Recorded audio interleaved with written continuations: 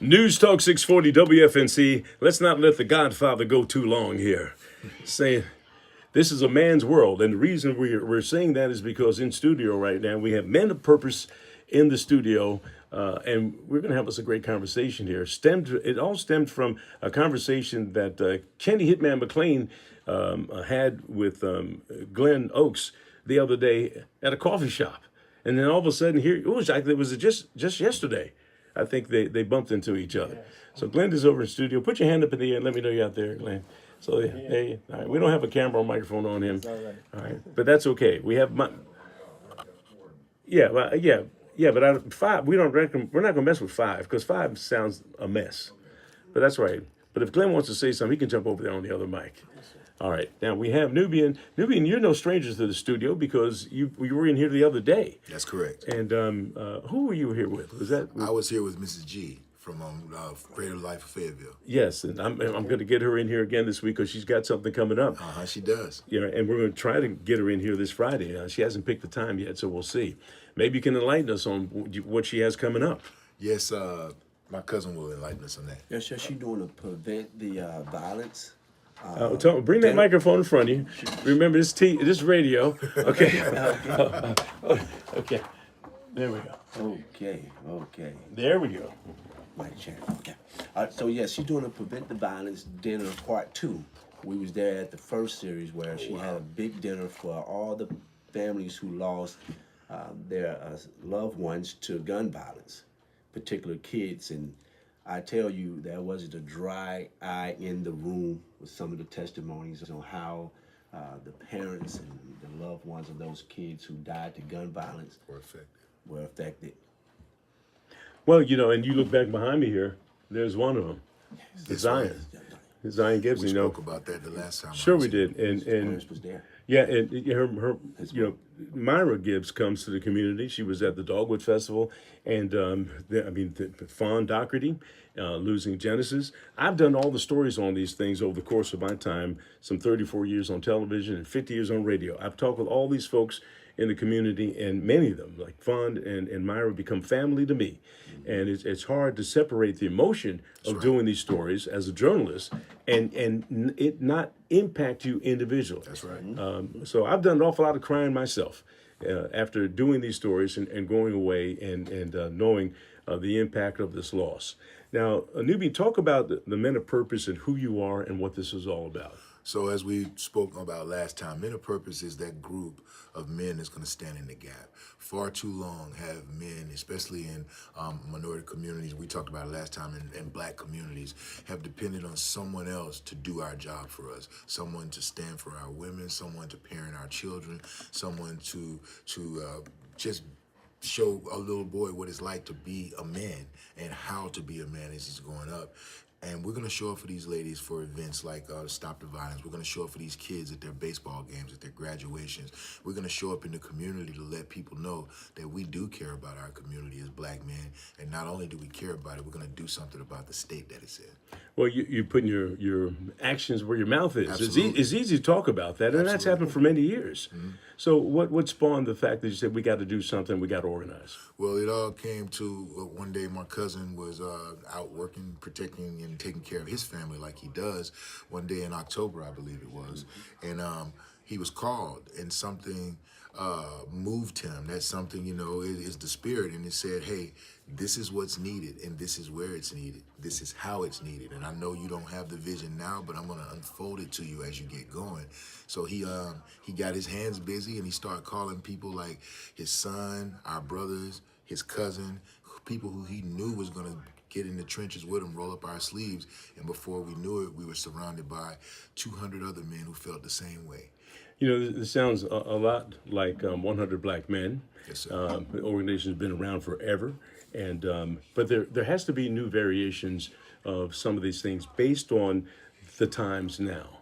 Mm-hmm. And I grew up in the 50s and the 60s, and what we grew up back then, different than what we're dealing with now, not only in terms of us as adults, but kids and their access to the internet and their ability to reason is different than what we did. Back in the day, it took the village, and it was it didn't seem like it was anything things of the fact that the teacher whipped your butt. That's right. Your neighbor whipped your butt, and then got your daddy home. whipped your butt. That's right. That doesn't happen now. And we have kids who have not been exposed to that. That's right. Kenny, you said, hey, I need to jump on this. What made you say that? Well, believe it or not, we are faith-based, and Jesus Christ is our role model. Going through the theology school, I was reading the blueprint of Jesus in his walk while he was here on earth. And what sparked me is that the commandment was given to the men. And that's when I started to realize what was wrong with the community. There are no men. And we spent trillions on top of trillions of dollars on the women and on the kids in the community, but no one is focusing on the men. So I believe that if the community is still in the same, for all these years with the money and the resources that have been poured into the women and the kids, is almost like putting a Band-Aid on something that need a tourniquet. And I'm not saying that the women and kids haven't done a great job, but I don't think that they're the fix. It's not their job. If the community is either use an allegory or something, is to be like a house, the men are the foundation. That's right. And in the skinny of everything, I just believe that men are called to lead, provide, and protect, and we have done a horrible job. And we need more men to admit that first, and then come to the fight. That's right. Well, a little note here, Kenny. Once again, I have not put the microphone in until right now. So folks who are watching on the podcast are just getting good audio. So we're going to probably have to send me this audio just for me to fix it up. No problem, That's it. sir. We'll Right fix it up. away. But now everybody's being heard. You know, I always don't put the microphone in to save battery power to get through 3 hours. Yes, sir. And at my age of 70, I just forget sometimes. But anyway, we got it going on now. And it's important to note that what you're talking about is something that is not new. It's unfortunate that the way this country has been designed, it was designed to eliminate the male figure in the black family. That's correct. And people don't want to admit that, or people don't want to talk about that, but it is a systematic thing that has occurred over the course of years. That either through welfare, you can be on welfare, but you can't have a man at the house. That's right. Because if you do that, We're going to take away all the we're going to funding. we're going to take away everything. And if you want more money, then you have to have more kids. That's right. Okay, the incentives were put in place to break up the black family and to make it so women were the head of the household. That's right. You look at the jobs that were taken away. I mean, there was a time when I grew up. I remember, my dad was he had his own business. He fixed radios and television. Here I am. I'm on radio and television. He got to hear me on radio, never saw me on TV. But the point of the matter is, these are things that people do not want to talk about. How did we get to this state, and how do we fix it? That's where the men of purpose come in at. Because I've talked to so many guys that asked them about the state of our community, and they can do just what you've done, sir, is just tell me all of the problems, but no one has an answer. And I'm not saying that the men of purpose have the answer. All we have is a blueprint that Jesus left us. And that is for us to provide, protect, and lead. And we lead sometime only when it's convenient for us. We provide all the time. Balling, George's nice house. But we never protect. That's right. And reason being is because the protecting part of it is different from the other two. Sometimes you have to get ugly. Sometimes you have to make sacrifices, get off the couch, get away from the football game and from the Atari, and go and protect. And I'm not talking about physical. Mm-hmm. I'm talking about to protect the hearts of our women, protect the ear and the eye gates of the kids. That's hit different. Protect their minds, protect their hopes, protect their inspirations, allow them to dream, allow them to grow into those giants that we grew up with. Because, like you said, when you take the man out of the household, you take that leadership out and you force that woman into that role. And now she can no longer be the nurturer that's the balance to raise that child. And that child's growing up challenging her, bucking her. Now, this child who's a man has waywardness. This child who's a woman doesn't understand the role that needs to be played so they grow up like weeds. They don't grow up like flowers. And that's what he's talking about when he talks about that protection. It's more than just a physical presence.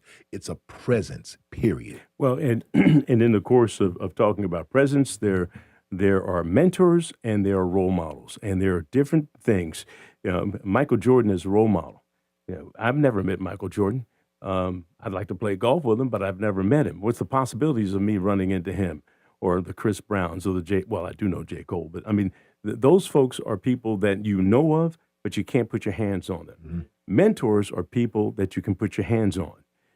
I consider myself a mentor because I've stayed in this community all these years. I haven't had the option to go nationally and do the news, but I said, no, I was at the skating rink for 27 years. Mm-hmm. And I started skating the kids of the kids. And people say, why are you doing this? I'm doing it so young black males can see someone that they can touch. That part. And say, hey, I hear this guy. I don't hear any profanity, but he's a professional and he does what he does. And I'm approachable everywhere you go. You guys are approachable everywhere you go. And being able to put hands on someone is important for them to spark change. That's the part of this. You have to be able to put your hands on someone. If not, it's just a fallacy.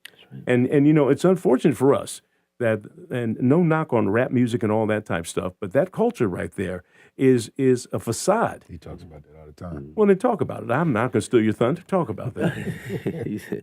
Well, basically, I want to pivot a little bit because what we're doing is what I shy away from. We almost, and all has been men in this room, and I don't use black and white because man is a man. God he reign on the just as well as the unjust, regardless of your creed, race, or color. But we're kind of taking the slight off bend and forced it toward the kids and the women again. We do that so subliminally, and I'm okay with it because that's how we go. But I want to keep us on focus online while we're here. As men of purpose, our focus is not on the kids, not on the women. It's on the men being men. We want to drive that home to every man that if you're not living in your purpose, come with us. Help us as we help you find your purpose. I believe that's the missing piece in the community. People just happily just living through life without a purpose. And then when the purpose face us, face to face, we start shifting and pointing fingers like Adam did to Eve in the garden. Mm-hmm. It's not the women, it's not the kid, it's us as men. We need to align with who's leading us as we lead them, the kids and the women. Mm-hmm. We have a garden to tend to. And that garden is not just your job. Mm-hmm. It's just not the car you drive, the big, nice, fancy house, the big account that we all get hyped about, or the rap music we were just talking about. It's the women and the kids that we're called to protect and lead and protect and provide for. So back to where I came here to talk about is us as men being more responsible and knowing what a man is and our purpose. I love the kids, I love the women, but I'm on the men because I believe we are the foundation of the community. If we fail, the house fail. The garden, it overruns. Yeah.